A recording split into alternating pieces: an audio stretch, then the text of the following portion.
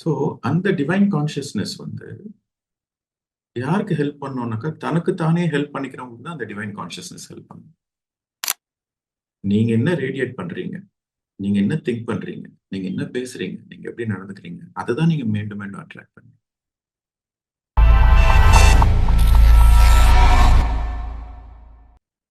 இப்போ இந்த டிஜிட்டல் ஏஜ்ல இந்த கான்ஷியஸ்னஸ் ஷிஃப்ட் ஆகுது. இது ஆக்சுவலா இந்த உலகத்துக்கு, இந்த ஹியூமனிட்டி கிடைச்ச ஒரு பெரிய வரப்பிரசாதம், ஒரு பெரிய கிஃப்ட்.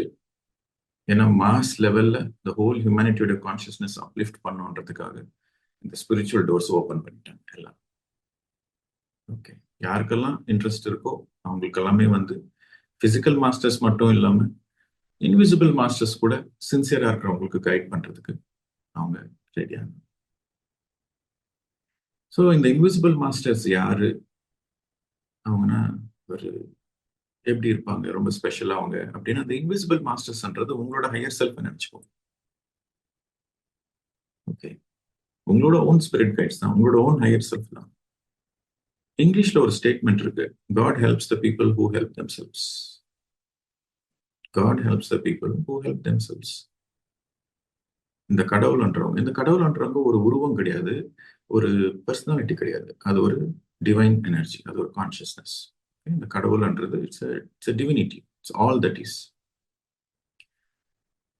ஸோ அந்த டிவைன் கான்சியஸ்னஸ் வந்து யாருக்கு ஹெல்ப் பண்ணோம்னாக்கா தனக்கு தானே ஹெல்ப் பண்ணிக்கிறவங்களுக்கு தான் அந்த டிவைன் கான்சியஸ்னஸ் ஹெல்ப் பண்ணும்.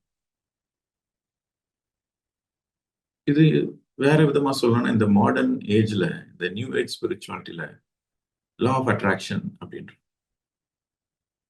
லா ஆஃப் அட்ராக்ஷன் என்ன, நீ என்ன எனர்ஜி ரேடியேட் பண்றியோ அந்த எனர்ஜி தான் நீ அட்ராக்ட் பண்ணுவ. இது ஒரு எக்ஸ்பெரிமெண்ட்டை பண்ணு. நீங்க என்னைக்குன்னா ரொம்ப ஒரு ஃப்ரஸ்ட்ரேட்டடா, கோவமா, இரிட்டேட்டடா இருந்தீங்கன்னா மீண்டும் மீண்டும் இன்னும் இரிட்டேஷன் அதிகமாகிற சந்தர்ப்பங்களை தான் நீங்க அட்ராக்ட் பண்ணுவீங்க. நீங்க ஃப்ரஸ்ட்ரேட்டடா இருந்தீங்கன்னா இன்னும் ஃப்ரஸ்ட்ரேஷன் அதிகமாகிற சந்தர்ப்பத்தை தான் நீங்க பார்ப்பீங்க. அந்த மாதிரி நிகழ்ச்சி தான் நீங்க அட்ராக்ட் பண்ணுங்க. நிறைய உதாரணம் சொல்லிட்டு போகலாம், இதெல்லாம் ஒரு உதாரணம். சப்போஸ் எனக்கு கடன் எனக்கு நிறைய கடன் இருக்குன்னு நீங்க புலம்பிட்டே இருந்தீங்கன்னா இன்னும் கடன் உங்களுக்கு அதிகமாயிட்டு தான் இருக்கும். எக்ஸ்பெரிமெண்ட். எனக்கு உடம்பு சரியில்லை அப்படின்ட்டு மற்றவங்க கிட்ட இருந்து ஒரு சிம்பத்திக்காக நீங்க எனக்கு இந்த ப்ராப்ளம் இருக்கு, அந்த ப்ராப்ளம் இருக்கு, எனக்கு உடம்பு சரியில்லைன்னு சொல்லிட்டு இருந்தா இன்னும் உங்களுக்கு அதிகம் ப்ராப்ளம்ஸ் வந்துட்டு தான். Simple law of attraction. யாரனா எப்படி இருக்கிறேன்னாக்கா, இன்னத்த சொல்றது, போயிட்டு இருக்கு வாழ்க்கை அப்படின்னா உங்க வாழ்க்கை எப்பவுமே சந்தோஷமா இருக்கு. ஸோ நீங்க என்ன ரேடியேட் பண்றீங்களோ அதை தான் நீங்க நிறைய அட்ராக்ட் பண்ணுவீங்க. சில வீட்டுல சில பேர் இருக்கும், ஐயோ நமக்கு நல்லா இருக்கிறோம்னு சொல்லக்கூடாது, கண் திருஷ்டி பட்டுரும், கண்ணு பட்டுடும், நம்ம நல்லா இருக்கிறோன்னு யாருக்கும் சொல்லக்கூடாது, ஏதோ இருக்குங்க ப்ராப்ளம்ஸ், அது இது இருக்கு அப்படின்ட்டு கொஞ்சம் நெகட்டிவிட்டி ஆட் பண்ணி சொல்லிடுவாங்க, திருஷ்டி படக்கூடாதுன்ட்டு. அதெல்லாம் ராங் கான்செப்ட். நீங்க என்ன ரேடியேட் பண்றீங்க, நீங்க என்ன திங்க் பண்றீங்க, நீங்க என்ன பேசுறீங்க, நீங்க எப்படி நடந்துக்கிறீங்க, அதை தான் நீங்க மீண்டும் மீண்டும் அட்ராக்ட் பண்ணுங்க. இதெல்லாம் எக்ஸ்பெரிமெண்ட் பண்ணுங்க.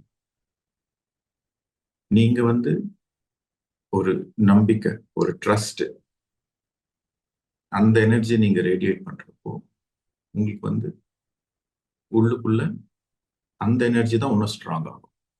நீங்க என்ன ரேடியேட் பண்றீங்களோ அதுதான் ஸ்ட்ராங் ஆகும். என்ன குவாலிட்டி ரேடியேட் பண்றீங்களோ அதுதான் ஸ்ட்ராங். இதுதான் law of attraction. What you radiate you attract more of it. உடனே அந்த மாற்றம் வருமா அப்படின்னு இல்லை, அது நீங்க நோட்டீஸ் பண்ணுவீங்க. அது ஒரு சில நாட்கள்ல, ஒரு சில வாரங்கள்ல நீங்க அதை நோட்டீஸ் பண்ணுவீங்க. ஸோ எந்த எக்ஸ்பெரிமெண்டா இருந்தாலும் 2 weeks டைம் இருக்கு. ஓகே, 2 weeks மினிமம் நீங்க ட்ரை பண்ணணும் எந்த எக்ஸ்பெரிமெண்டா இருந்தாலும். So God helps the people who help themselves. நீங்க சின்சியரா மெடிடேஷன் பண்றப்போ உங்களுக்கு அங்க என்ன எனர்ஜி இருக்கு, சின்சியாரிட்டி எனர்ஜி இருக்கு. ஓகே, ஸோ அந்த சின்சியாரிட்டி எனர்ஜி இருக்கிறப்போ நீங்க வந்து எந்த மாதிரி ஒரு மாஸ்டர் அட்ராக்ட் பண்ணுவீங்க, சின்சியரா சொல்லி கொடுக்குற மாஸ்டர் அட்ராக்ட். ஓகே, ஸ்டூடெண்ட் சின்சியரா இருந்தாக்கா அவங்க அட்ராக்ட் பண்ற டீச்சர் வந்து சின்சியர் டீச்சர். அந்த சின்சியர் டீச்சர் வந்து ரொம்ப ஸ்ட்ரிக்டா இருப்பாங்க. ஏன் மாஸ்டர் எப்பவுமே கொஞ்சம் ஸ்ட்ரிக்டா இருக்காங்க?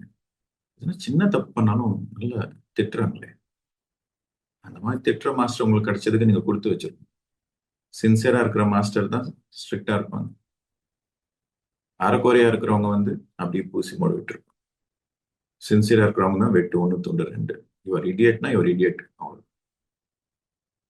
So frequency attracts frequency. ஷார்ட்கட்ஸை தேடி போனீங்கன்னா நீங்க ஷார்ட்கட்ல இருக்கிற அந்த குரூப்பை தான் அட்ராக்ட். உங்க ஃப்ரீக்வன்சி என்ன, அந்த ஃப்ரீக்வன்சி தான் நீங்க அட்ராக்ட் பண்ணுவீங்க. இது வந்து ரொம்ப இம்பார்ட்டன்ட் ப்ராக்டிக்கல் ஸ்பிரிச்சுவாலிட்டி லெசன். நீங்க என்னவா இருக்கிறீங்களோ அதுதான் நீங்க அட்ராக்ட் பண்ணுவீங்க. இதுல இன்னொரு இன்ட்ரெஸ்டிங் ஃபேக்ட் என்ன அப்படின்னா, உங்களுக்கு ஜென்ரலாவே ஏமாத்துற குணம் இல்லை. ஆனா எப்பனா ஒரு ஒரு வீக் மொமெண்ட்ல சின்னதா எதனா ஒரு ஏமாத்து, சின்னதா ஒரு பொய், அது இதனால யாருக்கும் பெருசா பாதிப்பு இல்லை.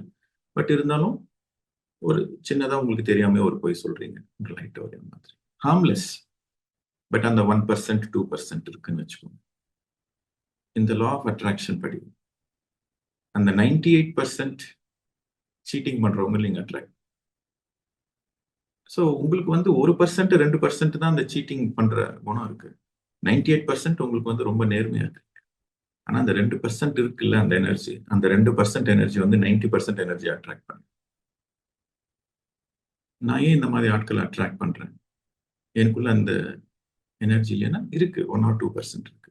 அந்த 1 or 2% கரெக்ட் பண்ணிட்டீங்கன்னு வச்சுக்கோங்க, நீங்க வந்து 100% அப்சல்யூட்டா நீங்க பியூர் கான்சியஸ்னஸ்ல இருந்தீங்கன்னாக்கா, சீட்டிங் பண்ற ஆள், அந்த நெகட்டிவ் எனர்ஜி இருக்கிற ஆள் வந்து உங்க கிட்ட கூட நெருங்க முடியாது. ஏன்னா உங்ககிட்ட இருக்கிற அந்த ஆரா ஷீல்டு வந்து அந்த பியூரிட்டி ரேடியேட் பண்றப்போ அவங்க கிட்ட வர முடியாது. ஒரு உதாரணம், இன்னொரு எக்ஸாம்பிள். நீங்க எப்பவுமே உண்மை பேசுறீங்கன்னு வச்சுக்கோங்க. எப்பவுமே நீங்க உண்மை பேசுறீங்கன்னாக்கா உங்க கண்ணை பார்த்து யாரும் போய் சொல்ல முடியாது. நீங்க 100% எப்பவுமே உண்மை பேசிட்டு இருக்கீங்கன்னா அவங்க யாருன்னா போய் பேசணும்னு வருவாங்க. ஆனா அவங்க கிட்ட வந்த உடனே உண்மையை உளறிடுவாங்க. ஏன்னா அவங்களுக்குள்ள அந்த பியூரிட்டி இருக்கு. So frequency attracts frequency. ஏமாத்தணும்னு வருவாங்க. ஆனா அவங்க கிட்ட வர்றதுக்குள்ள உங்களுக்கு மனசு மாறிடும். ஐயோ வேண்டாம், இந்த மனுஷனா நம்ம ஏமாத்துறது தப்பாயிடுச்சுங்க அப்படின்னு சொல்லிட்டு போயிடுவோம். ஸோ எப்பவுமே வந்து நம்ம வெளியில குறை சொல்லணும். எந்த சந்தர்ப்பத்திலையும் நம்ம வெளியில தப்பே கண்டுபிடிக்க முடியாது. எனக்குள்ள என்ன மாற்றம், what can I change within my self, எனக்குள்ள நான் என்ன சேஞ்ச் பண்ணேன். மற்றவங்க எல்லாமே மிரர் ரிஃப்ளெக்ஷன். எல்லாமே மிரர் ரிஃப்ளெக்ஷன். உங்க பார்ட்னர்ஸ், உங்க கொலீக்ஸ், ஒர்க் என்வாயன்மெண்ட் எல்லாமே மிரர் ரிஃப்ளெக்ஷன். ஸோ எனக்குள்ள நான் என்ன மாற்றத்தை கொண்டு வரணும்னு தான் யோசிப்பேன். Okay, frequency attracts frequency.